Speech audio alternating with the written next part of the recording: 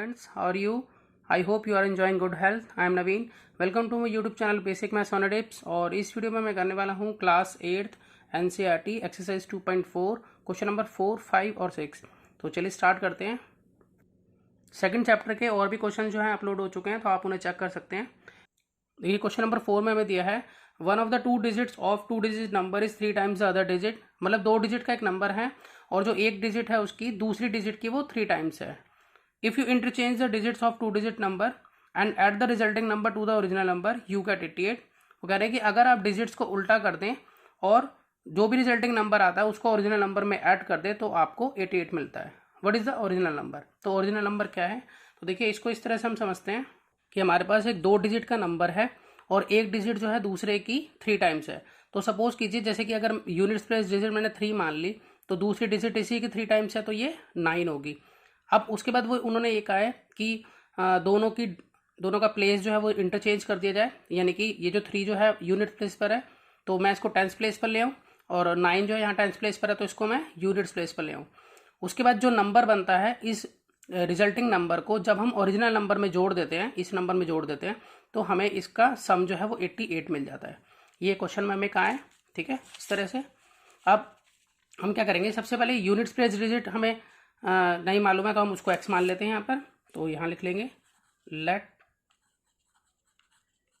Units place digit जो x है और टेंस प्लेस डिजिट जो है इसको हम मान लेंगे, क्योंकि वो इसकी 3 टाइम्स है तो ये हम मान लेंगे कि 3x है, ठीक है। उसके बाद हम इसका नंबर बनाएंगे। नंबर किस तरह से? एक्सपेंडेड फॉर्म में लिखेंगे, यानी कि इसको, यानी कि 10 इंटू में 3x प्लस x।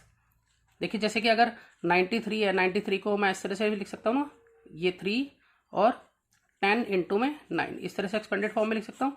तो इसी तरह से मैंने यहाँ पर भी इसको लिख लिया है। अब यहाँ पे इसको सॉल्व कर लेता हूँ। क्या हो जाता है? ये होता था 30x प्लस x, यानी कि 31x।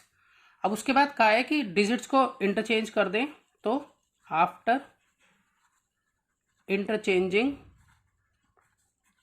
डिजिट, तो डिजिट को जब उल्टा करेंगे तो 10 इंटू में x प्लस 3x, यानी कि 10x प्लस 3x। अब हमने क्या करा है कि ये जो x था वो इधर आ गया, 3x इधर आ गया, तो 10 इंटू एक्स 10x हो गया और 3x दोनों को जोड़ेंगे तो बनेगा 13x।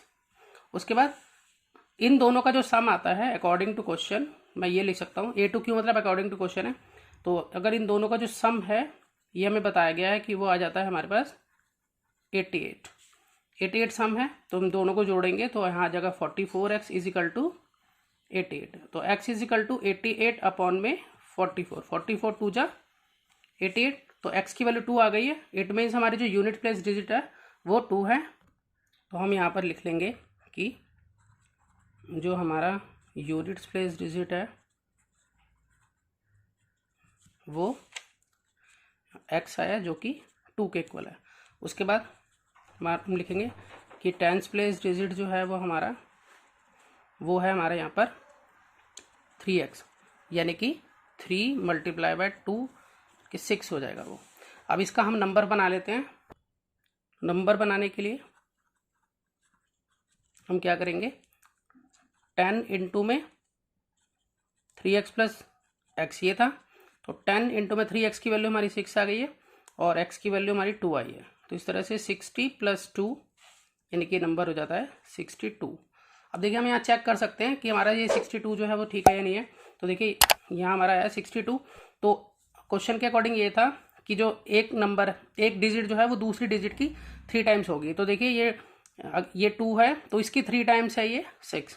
और उसके बाद उन्होंने कहा था कि अगर हम डिजिट्स को इंटरचेंज कर दें, तो देखिए अगर मैं डिजिट को इंटरचेंज कर दूं तो 2 इधर लिख दूंगा और 6 इधर लिख दूंगा, तो इसका जो सम आता है वो 88 आता है। तो देखिए 6 प्लस 2 यहाँ 8 और 6 प्लस 2 यहाँ 8, इस तरह से इसका सम 88 भी है। तो इसका मतलब 62 इसका रियल आंसर है। तो चलते हैं नेक्स्ट क्वेश्चन की तरफ। चलिए क्वेश्चन नंबर 5 देखते हैं। Shobho's mother's present age is 6 times Shobho's present age. तो मतलब शोभो की मम्मी की जो प्रेजेंट एज है वो शोभो की प्रेजेंट एज की 6 टाइम्स है।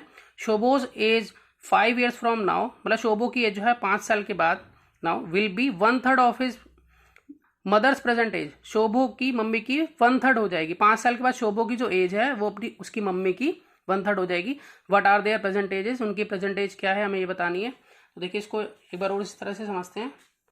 देखिए मान लीजिए कि ये शोभो है और ये शोभो की मदर है, तो शोभो की जो एज है वो x है, क्योंकि हमें शोभो की एज के बारे में पता नहीं है कि वो क्या है। और शोभो की जो मम्मी की प्रेजेंट एज है वो शोभो की 6 टाइम्स है, तो यानी कि शोभो की मम्मी की एज क्या हो गई, वो 6 टाइम हो गई, तो 6x हो गई। मतलब ये मदर है और ये शोभो है, ठीक है। अब 5 ईयर्स के बाद क्या होता है, 5 साल के बाद क्या होगा कि इसकी एज जो है 5 ईयर क्या हो जाएगी, प्लस हो जाएगी, x+5 हो जाएगी। तो ये 5 साल के बाद अपनी मम्मी की एज की 1/3 हो जाती है। वो ये कह रहे हैं कि जो भी इसकी मम्मी की एज है इसकी 1/3 हो जाती है शोभो की एज 5 साल के बाद। ये सिचुएशन है। तो हम इसको किस तरह से लिखेंगे, देखिए हम लिखेंगे लेट शोभोज एज, शोभो की एज जो है वो x है, और शोभोज मदर एज, उसकी मदर्स की जो एज है वो है 6x, वो इसका 6 टाइम्स है। अब अकॉर्डिंग टू क्वेश्चन,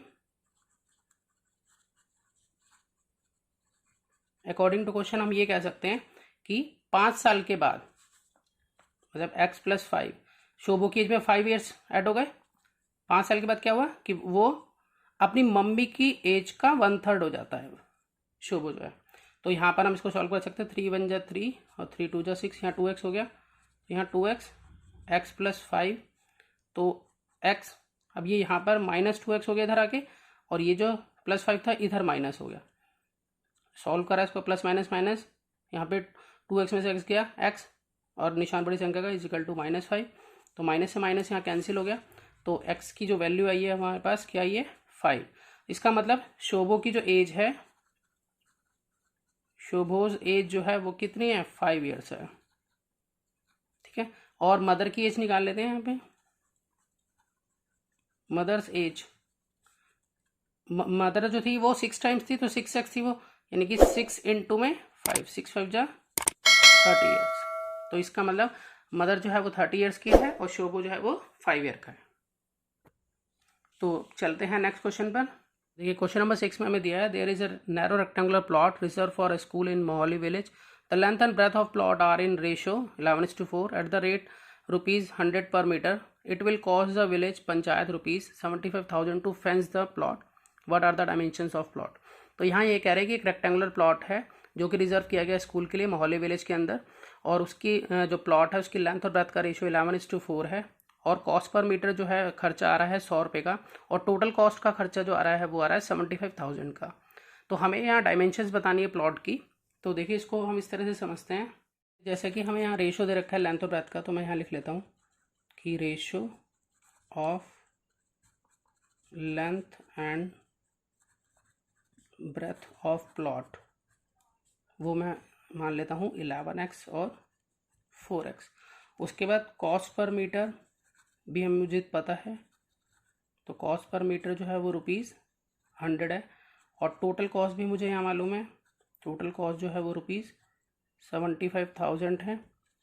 ये तीनों चीज़ें मुझे मालूम है। उसके बाद हम ये कह सकते हैं अकॉर्डिंग टू क्वेश्चन, हम ये कह सकते हैं यहाँ पर कि एरिया टू बी फेंस को, एरिया टू बी फेंस्ड, मतलब जितना भी एरिया फेंस किया जाएगा, ठीक है, उसको हम मल्टीप्लाई कर दें अगर कॉस्ट पर मीटर से, तो हमारे पास आ जाएगा total cost.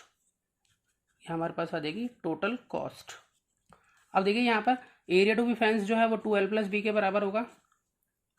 Cost per metre मुझे 100 गिवन है, और टोटल कॉस्ट मेरे पास 75,000 है।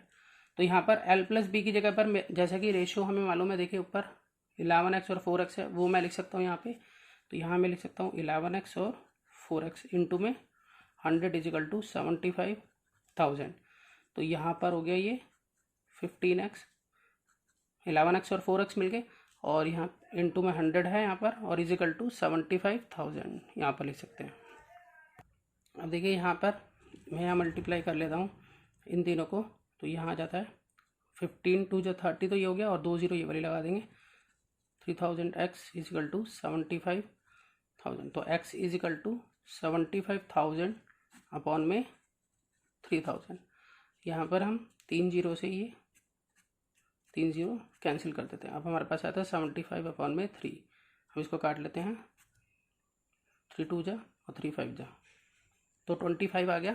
तो अब मेरे पास जो लेंथ है वो भी रेशो में है। लेंथ जो थी वो 11x थी, तो यानी कि 11 इंटू में 25 करूँगा मैं यहाँ पर, ठीक है। तो 11 इंटू में 25 करूँगा तो मेरे पास आ जाएगा यह 275 मीटर जो है, ये इसकी लेंथ आ जाती है। और यहाँ ब्रेथ निकाल लेते हैं। तो ब्रेथ जो है वो हमारी 4x थी, तो यानी कि 4 इंटू में 25 यानी कि 100 मीटर।